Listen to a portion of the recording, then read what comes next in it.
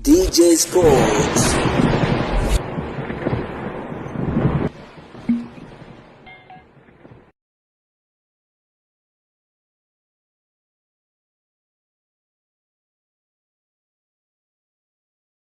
Bwana, ni mchezo wa kibabe kwelikweli, mchezo wa kukata na shoka, mchezo unaokutanisha kati ya Young Africans dhidi ya JS Kabylie, moja kati ya mchezo wa kibabe kwelikweli na moja kati ya mchezo wa mwisho katika hatua ya makundi ya CAF Champions League, ambapo so far tumeweza kuona kwamba kundi limeweza kuchangamka kwelikweli, huku klabu ya soka ya Young Africans ikiwa inatafuta nafasi ya kwenda hatua inayofuata, kwa maana ya kwamba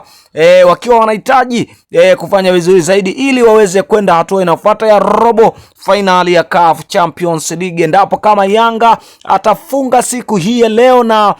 ushindi wake ukawa mzuri kwelikweli, akapata magoli mengi, basi klabu ya soka ya Young Africans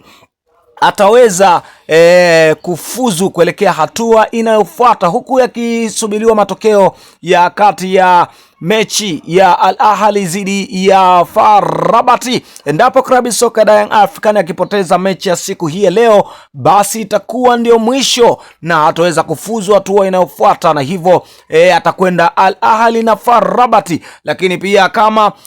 FAR Rabat leo hii akipata sare mbele ya Al Ahly, basi hata Yanga aweze kufunga magoli kadha wa kadha, hataweza kufuzu katika kuelekea hatua inayofuata, kwa maana ya kwamba atakuwa nafasi ya kwanza ni Al Ahly, lakini nafasi ya pili atakuwa